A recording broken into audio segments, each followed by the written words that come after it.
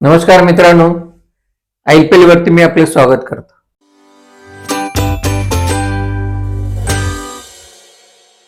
मित्रांनो, गेले 3-4 महिने आपण नीट हा शब्द इतक्या वेळा ऐकला की आपलं डोकंच दुखायला लागलं.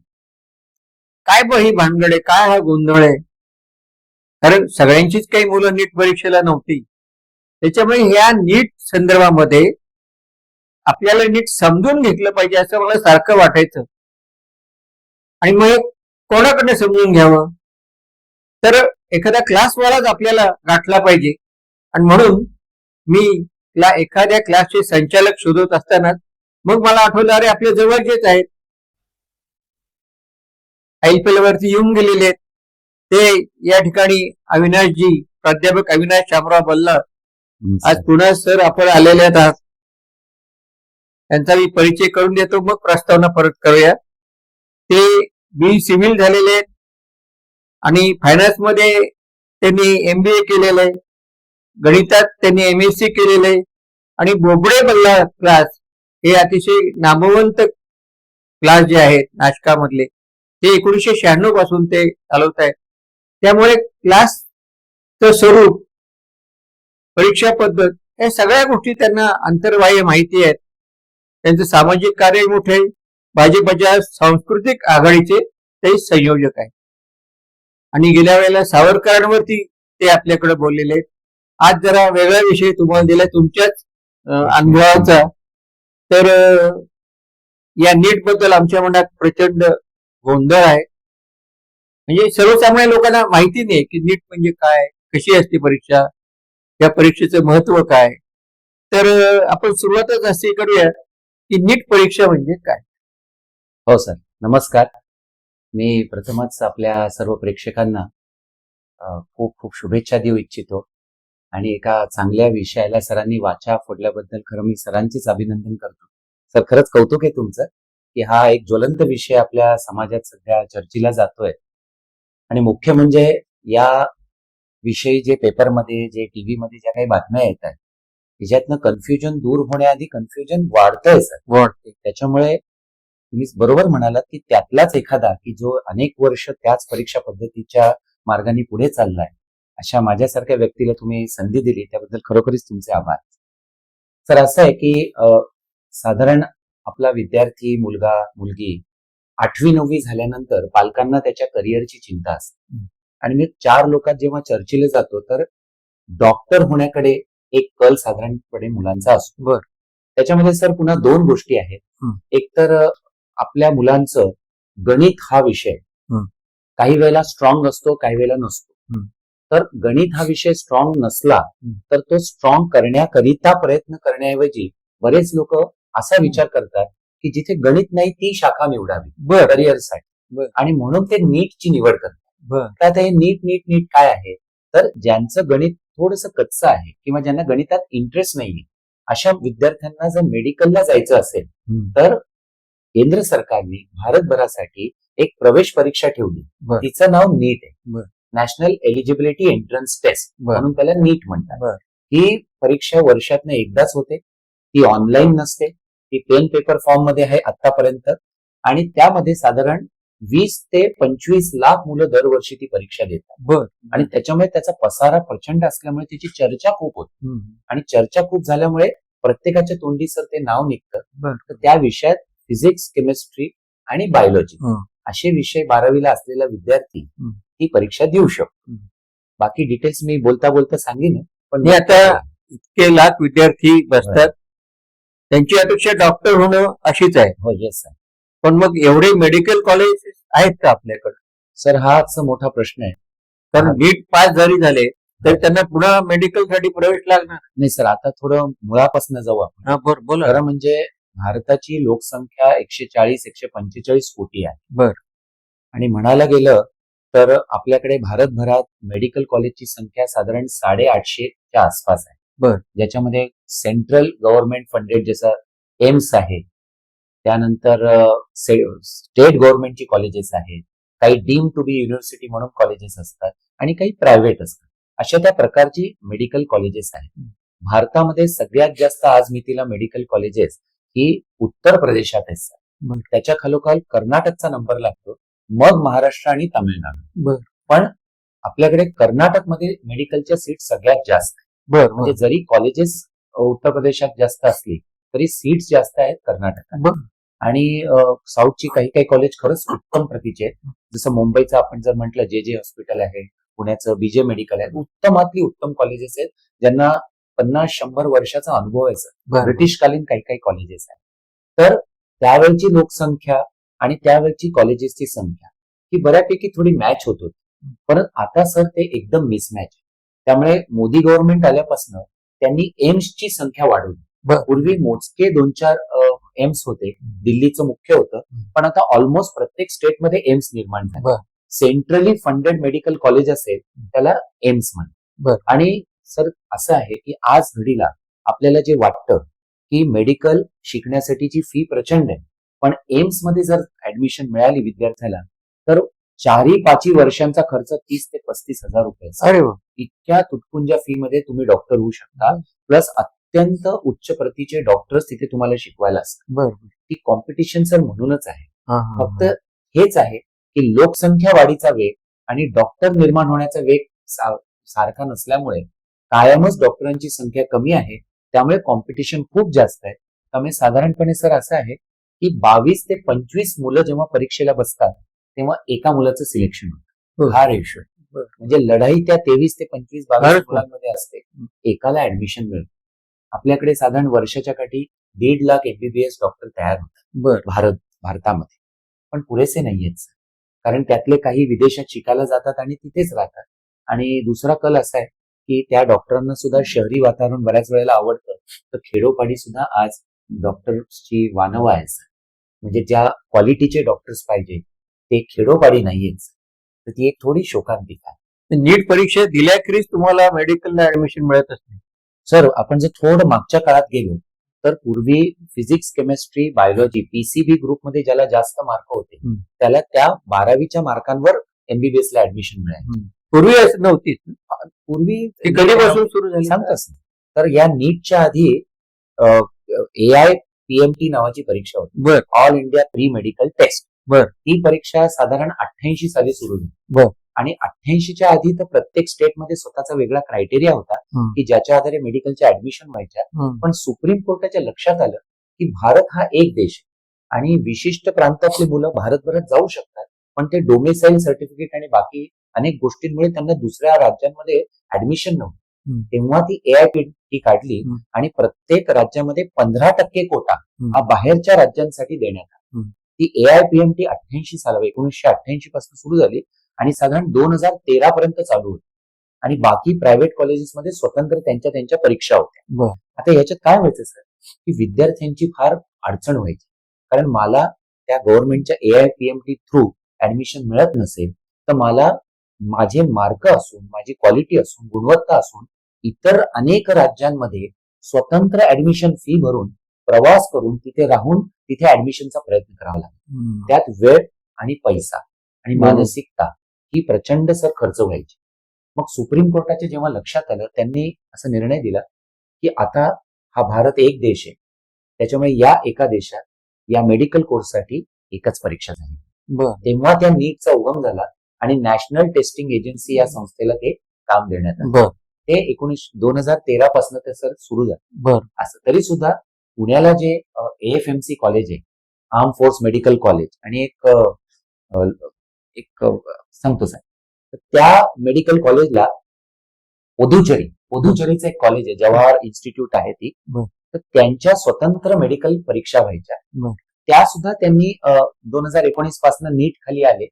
सर सुंदररित्या एक देश एक परीक्षा या दृष्टीने अभ्यासक्रम सुरू झाला. खूपच चांगली पद्धत आहे. अतिशय चांगली. म्हणजे विद्यार्थ्यांवर अन्याय होत नाही आणि त्यांना म्हणजे महाराष्ट्रातला मुलगा अगदी नागालँडला सुद्धा जाऊ शकतो, जम्मू काश्मीरला जाऊ शकतो, जम्मू काश्मीरचा मुलगा केरळला शिकू शकतो. म्हणजे या भानगडीवर उगाच नीट बदनाम झालं विनाकारण. खूपच चांगली सिस्टीम आहे त्याची. म्हणजे सरकारने आणि त्या एनटीएने ज्या अभ्यासक्रमावर आधारित नीट परीक्षा ठेवलेली आहे ती म्हटलं तर फ्लॉलेस आहे. एनसीआरटीचा फिजिक्स, केमिस्ट्री, बायोलॉजीचा सर डिफाईन सिलेबस असतो. त्या डिफाईन सिलेबसवर ती परीक्षा होते फक्त सर मी थोडक्यात तुम्हाला परीक्षेचं स्वरूप हा, सांगतो. सांगा ना. परीक्षेचं स्वरूप हे ऑब्जेक्टिव्ह टाईप. ती वर्षातनं एकदाच होते. मे महिन्यातल्या पहिल्या रविवारी ती परीक्षा होते. ती ठरलेलं आहे. परीक्षा ठरलेली आहे सर. त्या ठरलेल्या परीक्षेचा कालावधी असतो 200 मिनिटं. बर. 200 मिनिटं म्हणजे 3 तास आणि 20 मिनिटं. त्या 3 तास आणि 20 मिनिटात सर तुम्हाला 200 प्रश्नांपैकी 180 प्रश्न लिहायचे असतात. बर. 180 प्रश्नाचं विभाजन कसं आहे, तर 45 प्रश्न हे फिजिक्सवर असतात, 45 प्रश्न केमिस्ट्रीवर असतात आणि 90 प्रश्न हे बायोलॉजीवर असतात. बर. त्या 90 बायोलॉजीच्या मध्ये 45 झुओलॉजीचे आणि 45 बॉटनीचे. पण त्यांनी काही एक्स्ट्रा प्रश्न देऊन ठेवले सर. म्हणजे काही आता फिजिक्सचे जर मी 45 म्हणतो, त्यातले 35 प्रश्न हे कंपल्सरी तुम्हाला अटेम्प्ट करायचे बर. आणि उरलेले 10 तुम्हाला 15 प्रश्नांपैकी 10 अटेम्प्ट करायचे. बर. म्हणजे 50 प्रश्न आहे, त्यातले 35 कंपल्सरी आहे, उरलेले 15 त्यातले 10 अटेम्प्ट करा. म्हणजे सुटसुटीतपणा केलेला. फक्त असं आहे ऑन अन ऍव्हरेज की 1 मिनिट आणि वरती काही सेकंद असं म्हणूया, एवढा पिरियड तुम्हाला एका प्रश्नासाठी मिळतो. बर. म्हणजे तुम्ही प्रचंड प्रॅक्टिस आणि प्रचंड बुद्धिमत्ता वापरल्याशिवाय नीट क्लिअर होऊ शकत नाही. पण सर चांगली गोष्ट अशी आहे की जो विद्यार्थी 11वी आणि 12वी एनसीईआरटी किंवा त्याच्या स्टेट बोर्डाची जी काही प्रिस्क्राईब पुस्तकं आहेत, हे डिटेलमध्ये लाईन टू लाईन म्हणून अशी मार्केटमध्ये पुस्तकं पण आली आहेत. म्हणजे एनसीईआरटी ऍट फिंगर टिप्स म्हणजे एकूण एक ओळीवर प्रश्न, कॉम्प्रेहेन्सिव्ह टाईप प्रश्न. तुम्ही जर ते मुखदगत म्हणजे तुमची भगवद्गीता समजावी अशा पद्धतीने तुम्ही 11वी 12वीच्या या एनसीईआरटी पुस्तकाचा कन्सेप्च्युअल अभ्यास केला तर तुम्हाला नीट अवघड जात नाही. त्याचं टेक्निक पण मी बोलता बोलता सांगेन सर पास होण्याचा. पण जो बाऊ केला जातो ना तसं नाहीये. आता भारतामध्ये आपण नीट देऊन मेडिकलला जातो, पण नीट न देता मी इतर देशांमध्ये जाऊन अशा प्रकारच्या परीक्षा देऊन भारतामध्ये आलो तर मला मेडिकलला ऍडमिशन मिळेल. सर इथे काय आहे, म्हणजे त्या लेवलची परीक्षा इतरत्र घेऊन मॅनेजमेंट कोटा असतोच. बर. त्याच्यामुळे त्या थ्रू तुम्हाला ऍडमिशन मिळतात. सेंट्रल गव्हर्नमेंटचे ते नियम आहेत. त्या नियमात तुम्ही जर बसला, त्या विशिष्ट देशांमधनं आला तर तुम्हाला ऍडमिशन मिळते. साधारणपणे खूप जास्त फी असल्यामुळे इथे भारतात मेडिकल शिकायला कमी लोक आहेत. बर. पण भारतात नीट परीक्षा पास होऊन ज्यांना ऍडमिशन मिळत नाही ते मात्र लोक युरोपियन कंट्रीजमध्ये, खास करून रशिया आणि झेकोस्लोवाकिया अशा त्या स्लॅव्हेडियन कंट्रीजमध्ये फार जातात आणि तिथे ते डॉक्टर होतात. मग तिथे त्यांना हे नीटचा फायदा होतो. त्यांना फायदा होतो सर. ही डिग्री लक्षात घेतली जाते. हो सर. आता हे जी मी मगाशी परीक्षा सांगितली जी 720 मार्कांपैकी असते, तर भारतात जनरल कॅटेगरीच्या मुलाला साधारण 550 पावणे 600च्या पुढे जर मार्क असतील तर एमबीबीएस ला ऍडमिशन मिळू शकते. पण आपल्या विद्यार्थ्यांना समजा 400 450च्या आसपास मार्क असतील तर तो एमबीबीएस ला ऍडमिशन मिळवणं कठीण जात असतं. त्याला डेंटल मिळू शकतं, त्याला BAMS, BHMS, युनानी असे ते कोर्सेस असतात, फिजिओथेरपी, फार्मसी असं मिळतात. पण त्याला जर एमबीबीएसच डॉक्टर व्हायचं असेल तर मग असा विद्यार्थी सर तो रशियन कंट्रीजमध्ये जातो. आणि सर आश्चर्याची गोष्ट अशी आहे की आपल्या इथल्या प्रायव्हेट कॉलेजेसच्या फी पेक्षा त्यांच्या फिया सर खूप कमी आहे. म्हणजे तिथे कमी खर्चात राहणं खाण्यासकट ते कमी खर्चात ते डॉक्टर होऊन येतात. फक्त एक गोष्ट आहे सर, ते परत आल्यानंतर इथे लगेच त्यांना डॉक्टरकीची मान्यता नाही मिळत. तर आपली MCI जी मेडिकल काउन्सिल ऑफ इंडिया आहे त्यांच्यातर्फे एक सर्टिफिकेट परीक्षा द्यावी लागते. त्याच्यात जर ते क्वालिफाय झाले तर ते एमबीबीएसच्या समतुल्य इथे धरले जातात. असं ते आहे. कदाचित तुम्ही उत्तर दिलं असेल पण मला लक्षात नसेल आलं की नीट झाल्यानंतर म्हणजे मेडिकलला जायचं झालं तर फक्त एमबीबीएस म्हणजे ॲलोपॅथीसाठीच फक्त ते आणि आयुर्वेद किंवा होमिओपॅथी याच्यासाठी वेगळं काहीच परीक्षा नाही सर, हीच परीक्षा आहे. बर. साधारणपणे मुलांचा पहिला चॉईस एमबीबीएस असतो. बर. त्यानंतर BDS असतो. बर. मग BAMS, BHMS, युनानी, फिजिओथेरपी आणि काही विद्यार्थ्यांना फार्मसी करायचं असतं. बर. त्याच्यामुळे ऑर्डर तीच आहे. परंतु काही विशिष्ट तुम्हाला आयुर्वेदला जरी जायचं असेल तर नीट द्यावी. मेडिकल पूर्वी असं नव्हतं. पूर्वी नव्हतं. सहज आयुर्वेदला प्रवेश आणि त्याच्यात स्टेट वाईज स्वतंत्र परीक्षा आहे. पण आता असं नाहीये. त्याच्यामुळे ही परीक्षा द्यावीच लागते. पण डॉक्टरकीकडे एवढा ओढ का? सर मगाशी सांगितल्याप्रमाणे दोन गोष्टी. एक तर आपल्या समाजामध्ये डॉक्टरांना सन्मान खूप असतो, म्हणजे त्याला एक देवाचं रूप मानलं. आता ही प्युअर भावना जरी सोडली तरी सर पैसे जास्त मिळतात. मुख्य म्हणजे आयुष्यभरासाठी तुम्हाला एक असं प्रोफेशन मिळतं की जिथे तुम्हाला समाजात अत्युच्च मान आहे आणि पैसा वारे माप कमवत आहे. हो. म्हणजे आपण ठीक जे आहे. एक्झिस्टिंग डॉक्टर बघतो, मेडिकल प्रोफेशन बघतो, तिथे गरीब डॉक्टर आहे असं संकल्पना अशी नाहीच. डॉक्टर आणि गरीब असं नसतं. त्यात आजकाल काय झालंय सर, कॉर्पोरेट हॉस्पिटल्स आले. म्हणजे कॉर्पोरेट हॉस्पिटल्समध्ये डॉक्टर मालक नसतो, पण त्याला सर आजच्या घडीला जर पगार जर म्हणाल ना, तर 3 लाख रुपये महिन्यापासून 10 लाख रुपये महिना एवढा पगार पगार बघा. ही प्रॅक्टिसमध्ये पण न मिळणारी गोष्ट त्यांना मिळतात. आणि ऑफकोर्स त्यांचं ज्ञान आहे ते विशिष्ट, कारण आजकाल स्पेशलायझेशन खूप झालंय. पूर्वीच्या काळी स्पेशलायझेशन कमी होतं आणि जनरल प्रॅक्टिशनर खूप होते आणि आपले फॅमिली डॉक्टर होते सर. ते अगदी नाडीवरनही रोग समजून घ्यायचे आणि त्यांना कुटुंबाची पूर्ण माहिती असायची. चालू काळात जर बघाल सर, तर फॅमिली डॉक्टर ही संकल्पना फार कमी झाली. बर. आणि स्पेशलायझेशन लोकांकडेही पैसा फार आला, त्यामुळे त्यांना फुट काही थोडंसं झालं म्हणजे साधी शिंका आली तर त्यांना लगेच निमोनियाची शंका वाटायला लागते. मग ते एक्सरे काढ किंवा अजून कुठल्या टेस्ट करून घे, बऱ्याच वेळा परस्पर जाऊन करतात. आणि मग ते डॉक्टरांना विन विन सिच्युएशन आहे सर. एक भीती हा एक फॅक्टर आहे तुमच्यात. सगळ्यांना असं वाटतं आपल्याला खूप जगावं, निरोगी जगावं, पण प्रत्यक्ष निरोगी जगण्यासाठी जे लागतं ते सोडून बरेच उद्योग आपण करत राहतो आणि मग वेगळ्याच वाटेला जातो. जसं आपल्याकडे कोरोना मग आला होता. डॉक्टरांची फारच गरज आहे. गरज आहे समाजात. नोबेल प्रोफेशन आहे, पण आता सगळीकडे अपवाद असतात. आता नीट परीक्षा पास न झालेले त्यांची मानसिकता काय असते? सर कसं होतं, 2 प्रकारचे विद्यार्थी नीट परीक्षा देतात. एक अत्यंत तळमळीने लहानपणापासून स्वप्न बाळगलेले की मला मोठेपणी डॉक्टर व्हायचं. त्याच्यात हे 2 प्रकार की ज्यांचे पालक आधीच डॉक्टर असतात किंवा ज्यांच्या घरात असे काही आजार झाले ते होरपळल्यामुळे त्यांना वाटतं की इथे जर मेडिकल हेल्प उपलब्ध झाली असती वेळेत तर चित्र वेगळं असतं. तर नाही कोणी तर मीच प्रयत्न करेन आणि मी डॉक्टर. बर. ही एक कॅटेगरी असते. बर. आणि दुसरे विद्यार्थ्यांची सर कॅटेगरी दुर्दैवाने अशी असते की माझा मित्र किंवा माझी मैत्रीण ही मेडिकलच्या परीक्षेची तयारी करते, तर मी पण करतो आणि मी पण करतो. सर ह्या रॅट रेसमुळे त्या कुटुंबाचं तर नुकसान होतं, पण समाजाचं पण नुकसान होतं. सर तुम्ही मगाशी सांगितलं मी पण एक क्लास चालक आहे, पण याच्यामध्ये उखळ क्लास चालकांचं पांढरं. कारण आजकाल कसं झालंय, व्यवसाय सगळ्यांनी करावा, पण एक असं सर लालूच दाखवून की समोरच्या व्यक्तीची पात्रता निकष काहीही न बघता चल आ जा मैं तुम्हें नीट में फर्स्ट क्लास लाके दिखाऊंगा, असं काहीतरी त्याच्या माथी त्याच्या पालकांच्या माथी असं काहीतरी असं ग्लॅमरस बोलून तुम्ही क्लासवाले हमी फार देऊन टाक. फार हमी देतात. म्हणजे आणि म्हणजे आश्चर्यच आहे की इतकं ब्रह्मज्ञान कुठून येतं, इतकी हमी देण्या मग त्याच्यामुळेच मला तर पेपर फुटी वगैरे तो मार्ग तिकडनंच होतो. तसाच होतो सर. आणि ज्या वेळेला हमी दिली जाते त्यावेळेला पालक ऐकतात. पालकांना हे माहित असतं की 25 लाख मुलं जर परीक्षा देत आहेत त्यातला 1च लाख सिलेक्ट होतोय, पण त्या अशा घांगशीत असतात की त्या 25 लाखापैकी जे आपण म्हणूया की 24 लाख रिजेक्ट होत आहेत त्यांच्यामध्ये माझा मुलगा नसणार आहे. जे सिलेक्ट होत आहेत त्या 1 लाखातच माझा, ही पॉझिटिव्ह भावना सर त्यांच्यात असल्या कारणाने ते काय करतात पालक, ते निगेटिव्ह विचार करतच नाही. हे जर झालं नाही तर काय.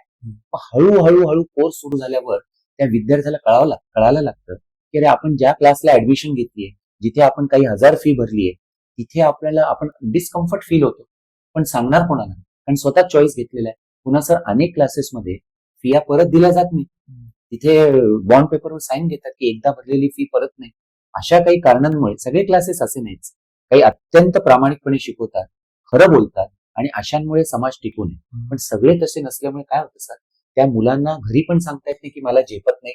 तो 2 वर्ष कॅरी फॉरवर्ड करतो, तो कॅरी करतो आणि क्लासवाले सर किंवा इतरत्र त्या नेटवर ज्या परीक्षा आहेत सर, एमसीक्यू पॅटर्नच्या परीक्षा आल्यापासून मुलांना 100% येत नाही हे सिद्धच होत नाही.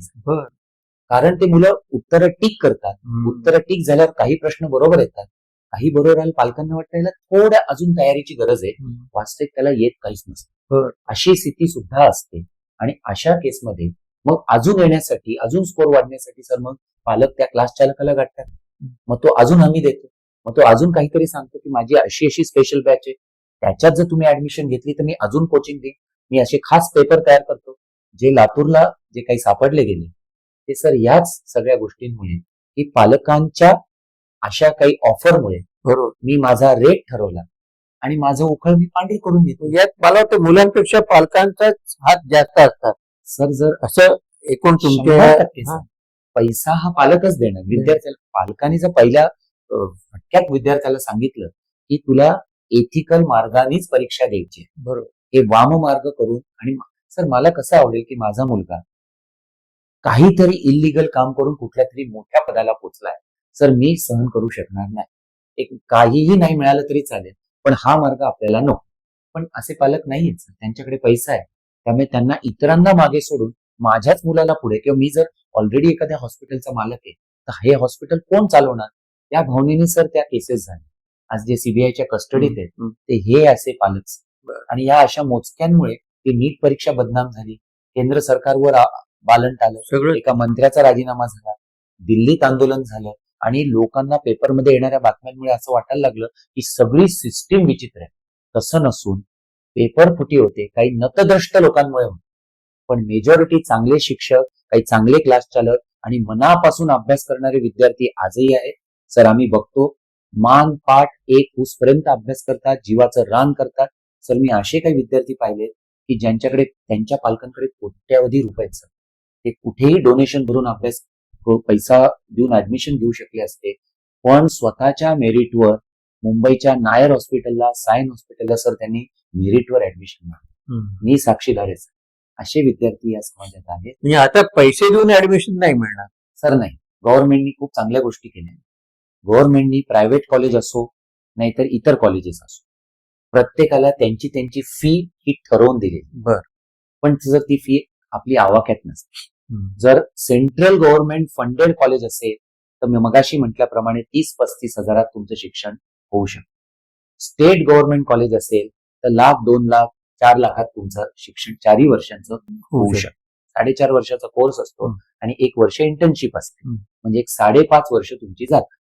फक्त असं आहे आता की त्या 5.5 वर्षानंतर मुलं MBBS ला थांबत नाही, त्यांना MD करायचं असतं, MS करायचं असतं, त्यामुळे ते थोडंसं लांबतं. त्यामुळे विद्यार्थ्याचं अर्थार्जन, डॉक्टर होणाऱ्या विद्यार्थ्याचं अर्थार्जन हे साधारण 28-30 वर्षाच्या पुढे चालतं.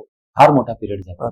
आणि जर प्रायव्हेट कॉलेजेस असतील, प्युअर प्रायव्हेट, सर त्यांच्याकडे जवळजवळ 1.5 कोटी रुपयापर्यंत खर्च लागू शकतो.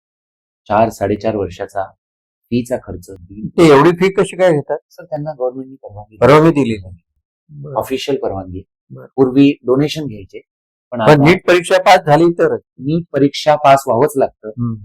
त्यांची मेरिट कमी असते, पण असे कमी मेरिटवाल्यांची सुद्धा मेरिट लागते. बर. आणि त्यातला जो ते केपेबल आहे पैसे देण्याचा, त्या विद्यार्थ्याला तिथे ऍडमिशन मिळते. कारण महाराष्ट्रामध्ये कॉलेजेसची संख्या खूप नाहीये, 45 एक कॉलेजेस आहेत. तर ओपन कॅटेगरीमध्ये म्हणजे बरेच चांगले मार्क मिळून आणि ज्यांना काही सवलती आहेत जातीच्या ह्याच्या, म्हणजे आपल्याला काही तो विषय आता वेगळ्या पद्धतीने काढायचा नाही, तटस्थपणे त्याच्यावर विचार करायचा झाला तर ज्या राखीव गट आहे त्यांना कमी मार्क मिळाले तरी त्यांना त्या ठिकाणी ऍडमिशन मिळते, आणि जे ओपन कॅटेगरीमध्ये आहेत त्यांना खूप मार्क मिळून सुद्धा ऍडमिशन मिळत नाही.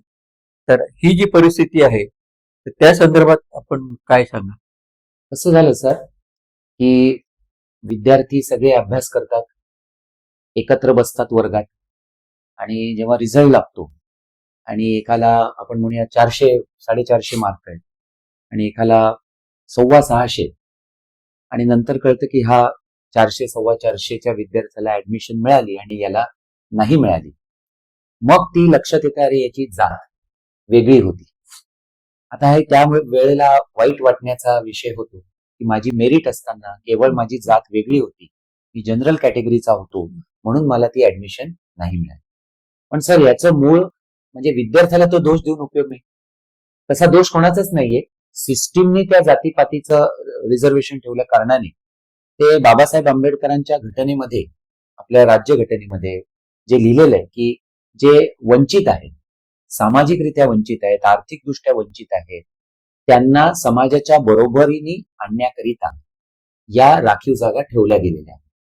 त्याच्यामुळे कितीही असं वाईट जरी वाटलं की नाही मिळाली, पण त्याला आता इलाज नाही, कारण ते सिस्टीम ठेवल्यामुळे फक्त एक आहे की त्याला मार्क त्या मोमेंटला कमी आहे म्हणून तो चांगला डॉक्टर होणार नाही असं नाही.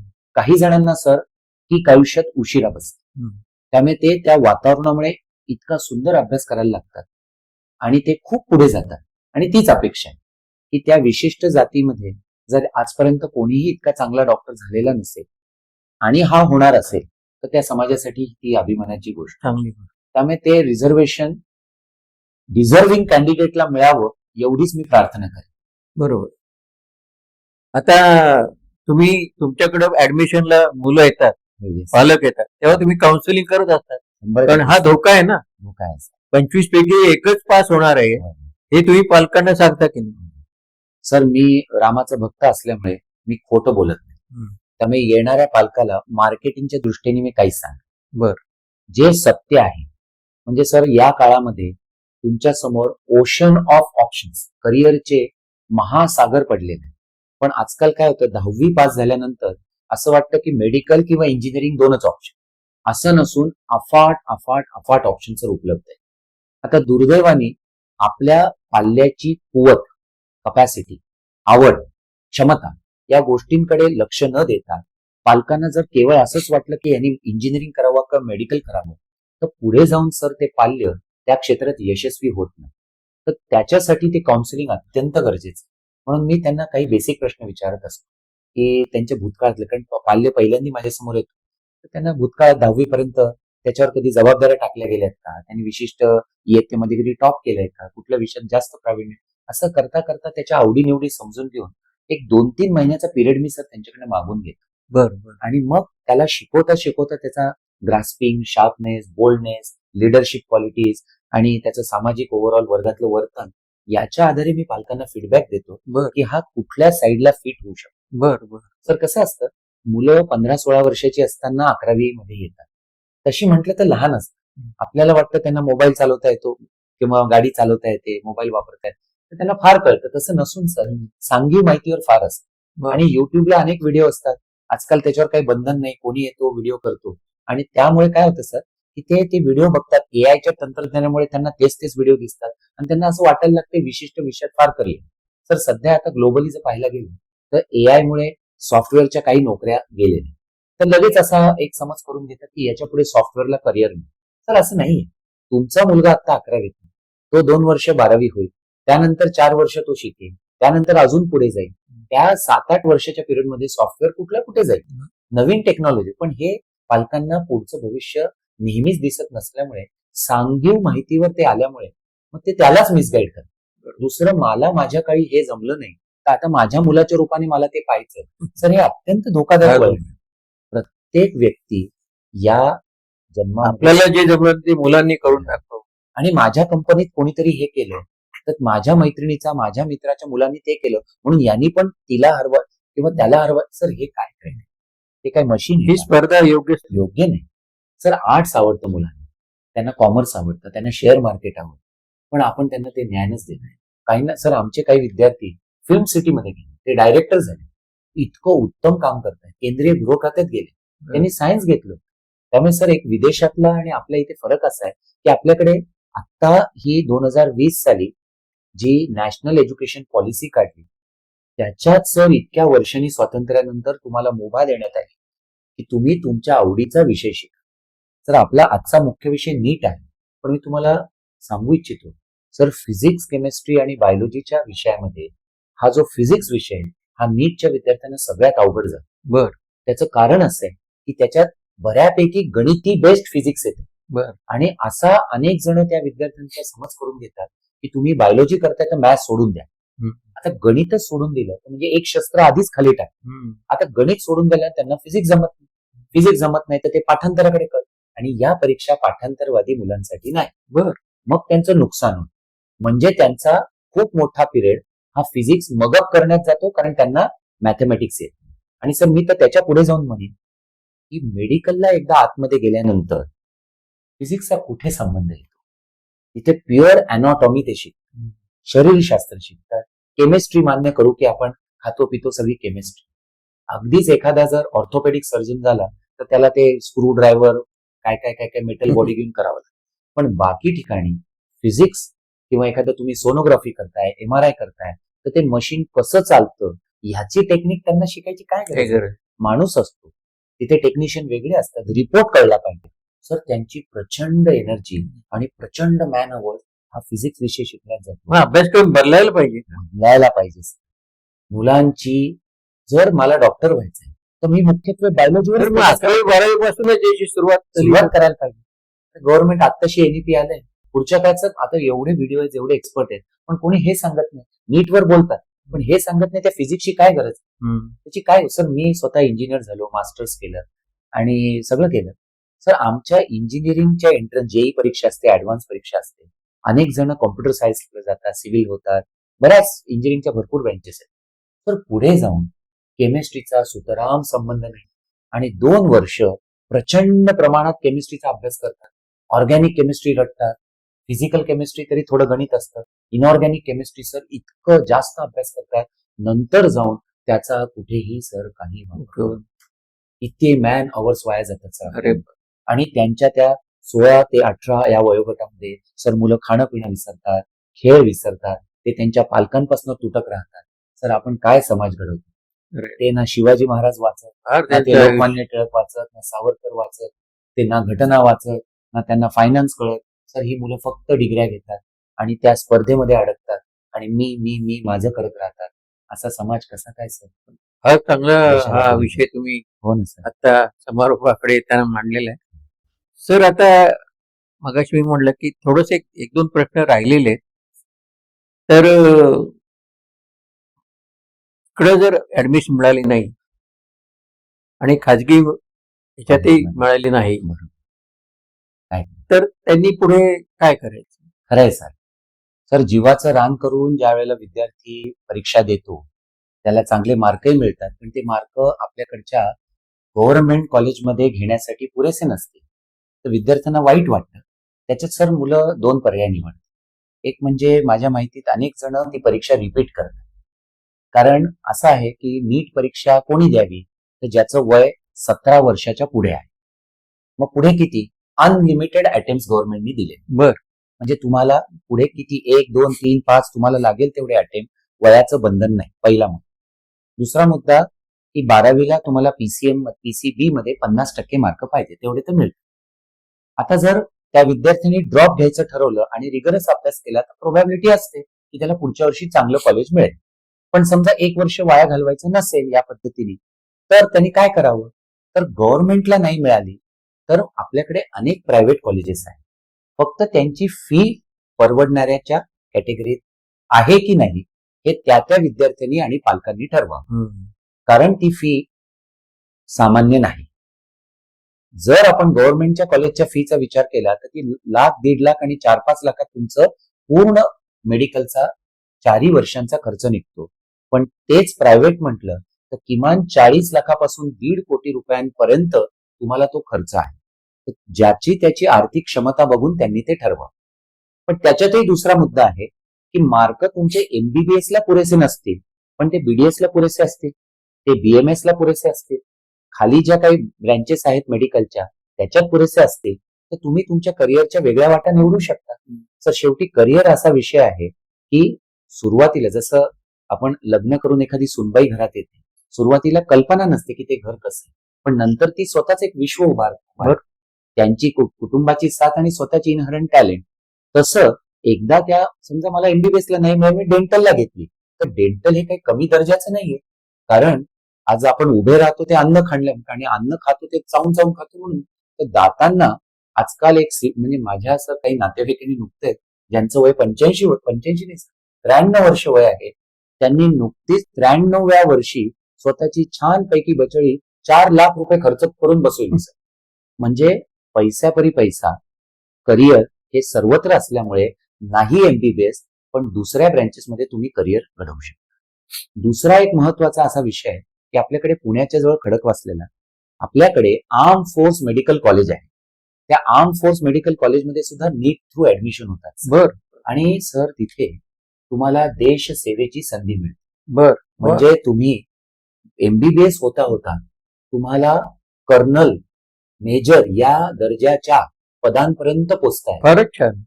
फक्त सर अट अशी आहे की त्यांनी त्यांचं एमबीबीएस पूर्ण झाल्यानंतर ती सर्व्हिस त्यांना 7 वर्षाचा बॉन्ड असतो.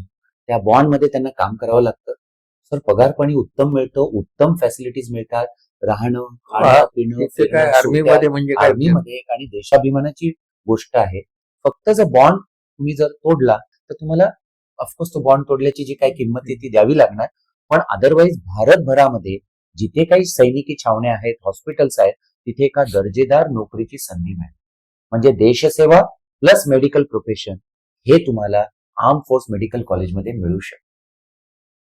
असं आहे. आता एक आणखीन एक छोटा प्रश्न राहिलाय की याचा जो अभ्यास आहे त्याचा अभ्यास साधारण कधीपासून सुरुवात करावी? हो सर, म्हणजे आजच्या आपल्या मुलाखतीचा सगळ्यात महत्वाचा सार जर म्हणेन तर हाच प्रश्न आहे की इच्छा तर आहे मला डॉक्टर की करायची, ऍडमिशन मिळावी अशी इच्छा, नीट परीक्षा असते, मोगम सांगितलंही जातं की फिजिक्स, केमिस्ट्री, बायोलॉजीचा अभ्यास करायचा, पण कधी करायचा? सर असं आहे, याच्यावर मी थोडस परखड भाष्य बोला करतो ना, बोला. की आपल्याकडे लहान मुलगा हा साधारण 7वी 8वीत गेला की त्याच्या पालकांना त्याच्या करिअरची स्वप्न आहेत. उत्तम गोष्ट. 8वी पासून पडायला 8वी पासून पडतात त्यावेळेला सर त्याचं वय 12-13 वर्ष असतं. 12-13व्या वर्षी सर त्यांनी माझ्या वैयक्तिक मध्ये खेळावं, बागडावं, त्याच्या स्वतःच्या काही कलागुणांना जोपासावं. पण या रॅट रेसमुळे त्याला फाउंडेशन कोर्स नावाचा कोर्स लावला जातो. पालकच तयार असतात कारण त्यांची दुसऱ्या पालकांची कॉम्पिटिशन असते. म्हणून त्याचा मुलगा या कोचिंग क्लासला फाउंडेशन कोर्स करायला जातो, म्हणून माझाही मुलगा गेला पाहिजे असं म्हणून त्या फाउंडेशन कोर्सला त्याची ऍडमिशन करतो. आता मला सांगा, ज्या वेळेला तुम्ही त्यांना शाळेत घातलेलं असतं तेव्हा इतका विचार करून ही शाळा चांगली ती चांगली हा विचार करून त्यावेळेला शाळेत टाकलेला असतं.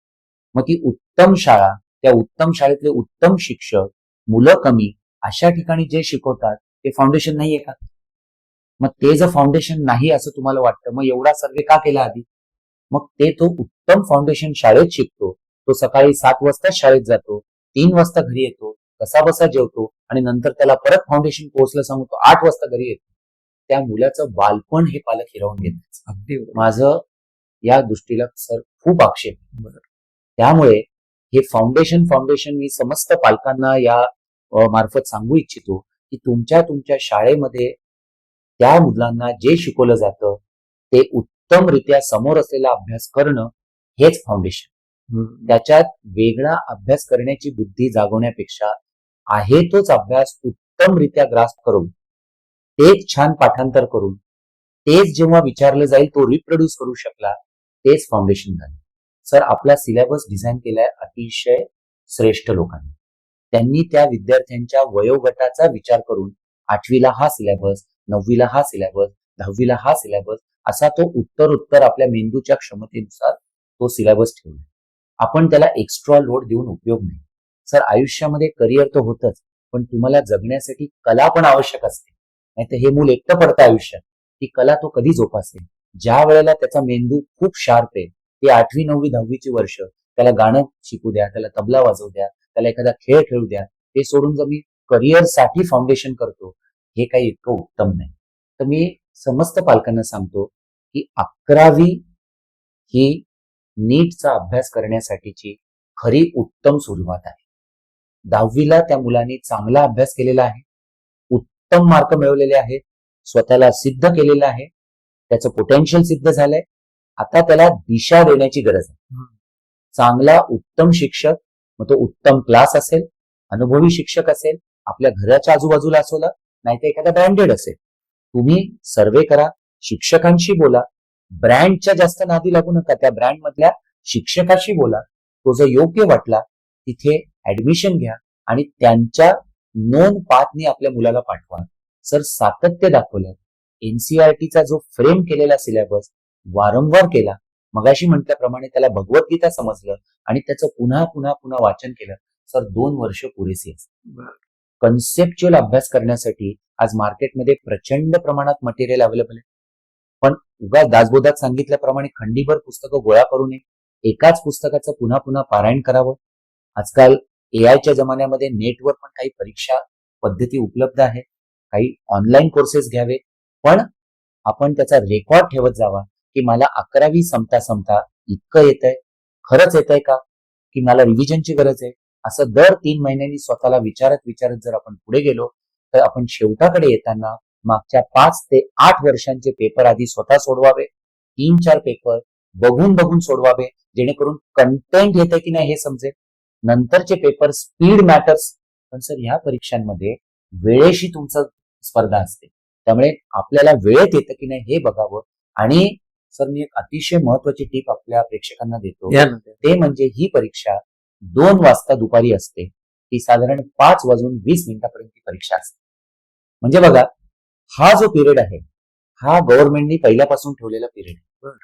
तर माझी समस्त नीट देणाऱ्या विद्यार्थ्यांना विनंती आहे की त्यांनी त्यांच्या नीटचा पेपर घरी प्रॅक्टिस करताना सुद्धा याच वेळेत इतक्या सिटिंग मध्ये द्यावा, वा, जेणेकरून स्वतःचं जे काही बॉडी क्लॉक आहे आणि जी इकोसिस्टीम आहे ती बरोबर त्या परीक्षेला मॅच होते. सुंदर टिप दिली. सर त्याच्यामुळे खूप फायदा होतो. कारण ना सर आजूबाजूची परिस्थिती बदलली की मानसिकता बदलते आणि ती प्रॅक्टिस कोणी केलेली नसते. हं. त्याच्यामुळे त्याच वेळेत आपण जसं काही फायनल परीक्षा देतोय या पद्धतीने जर त्या विद्यार्थ्यांनी परीक्षा दिली तर तो चांगल्यारीत्या सर तो तयार होऊ शकतो. आणि शेवटचं मी सांगतो, नंतर एक कन्क्लुडिंग भाष्य करेल. पण ज्या वेळेला नीटची आपण प्रॅक्टिस मॉक टेस्ट म्हणून ती देतो, त्याचे मार्क कळतात. ते कमी जरी जास्त असले, काही असलं, जास्त मिळाले तर हुरळून जाऊ नये, कमी मिळाले तर निराश होऊ नये. पण एक गोष्ट मात्र करावी की त्याचं जे सोल्युशन आहे ते पुन्हा एकदा तो पेपर पुढच्या 2 ते 3 तासात पुन्हा एकदा सोडवावा. कारण आपल्याला आलेले प्रश्न हे योगायोगाने आले का खरंच तोच विचार तिथे अपेक्षित होता हे आपल्याला समजतं. म्हणून तीच प्रश्नपत्रिका बघून बघून का होईना आपण परत करावी, म्हणजे आपला त्या विषयावरची पकड अतिशय उत्तम होईल. वा, तुम्ही मगाशी विचारांना दिशा द्यावी असा एक शब्द प्रयोग केलेला आहे. पण ही दिशा चुकली तर लोक आत्महत्या करतात. म्हणजे आता या नीटच्या वेळेला वेगळ्या कारणाने 20-22 आत्महत्या झाल्या असतील, पण एकूणच नापास झाले की आपण आत्महत्या करणं. तर या संदर्भात तुम्ही थोडस मुलांना काही सांगावं. कारण नीट परीक्षा जी एवढी अवघड आहे ती नापास झाल्यानंतर किंवा तिला कमी मार्क पडल्यानंतर आत्महत्याचा मार्ग स्वीकारणं बरोबर इतक्या हुशार मुलांनी निवडावा हे काही योग्य वाटत खरंय सर. म्हणजे मला वैयक्तिक वाटतं की दुर्मिळ योग जेव्हा असतील तेव्हा मनुष्य जन्म मिळतो. परमेश्वराने या देहाला जर या पृथ्वी तलावर पाठवलंय तर आपण स्वतःहून त्या देहाला संपवू. आपली संपवण्याची व्यवस्था परमेश्वराने केलेली. आयुष्यामध्ये अनेक वार अनेक वेळेला संधी मिळत राहते. Opportunities keep knocking on your door. पण कायमस्वरूपी यशच मिळेल असं कधीही आयुष्यात होत नाही. थोरा मोठ्यांची चरित्र जर वाचली, अगदी छत्रपतींपासून वाचली, तर त्यांच्या आयुष्यात सुद्धा अनेक हेलकावे होते.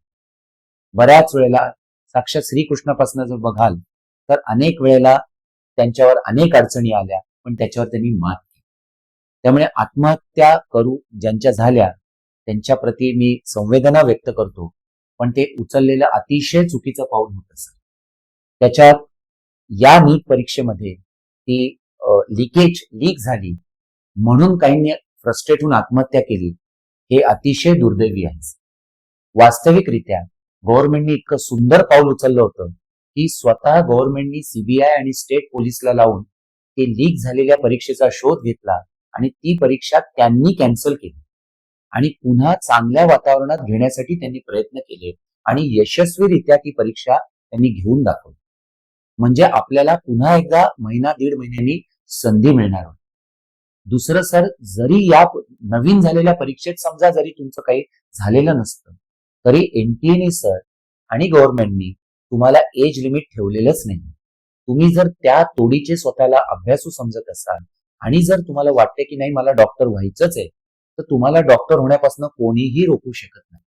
तुम्ही ती परीक्षा पुढच्या वर्षी द्या, त्या पुढच्या वर्षी द्या. तुम्हाला विदेशात जाऊन मेडिकल प्रॅक्टिस करण्याची सवय आहे आणि शेवटी तुम्हाला डॉक्टर का व्हायचं, एखादं करिअर का निवडायचं याचा आधी स्वतःला विचार. तुम्हाला लक्षात येईल की मला डॉक्टर जर जनसेवेसाठी व्हायचं आहे तर जनसेवा काही फक्त मेडिकल प्रॅक्टिशनरद्वारेच करता येते का? तुम्हाला इतर अनेक अनेक अनेक मार्ग उपलब्ध आहेत. तुम्ही एक साध्या हॉस्पिटलमध्ये एंट्री करा, तिथे जागोजागी काही डॉक्टर्सच बसलेत का?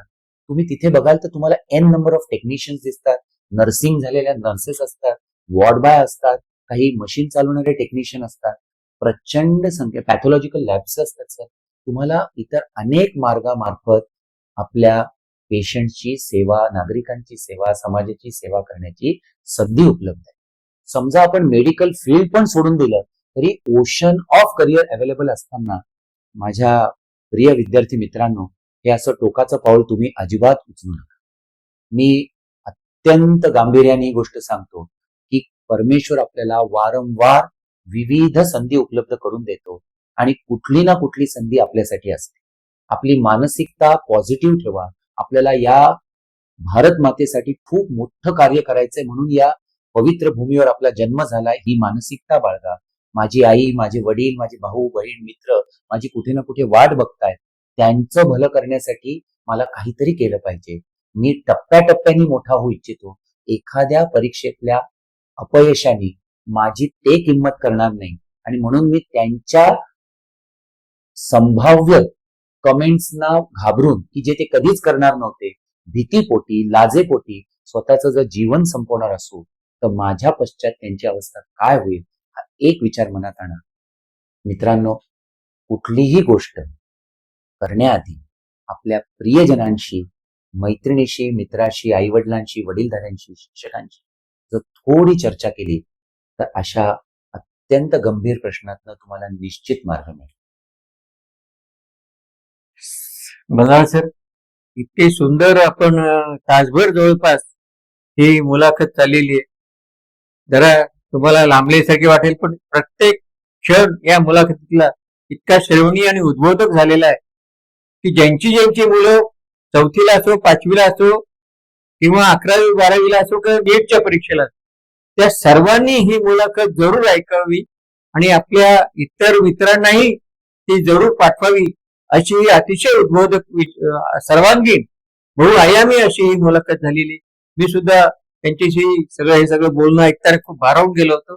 तर आपण आलात आणि खूप नुसता वेळ नाही दिला, अतिशय मौलिक माहिती या नव्या पिढीला दिलेली आहे, पालकांना दिलेली आहे आणि एक फार मोठं चांगलं कार्य आपल्या मुखातून या ठिकाणी बाहेर पडलेले.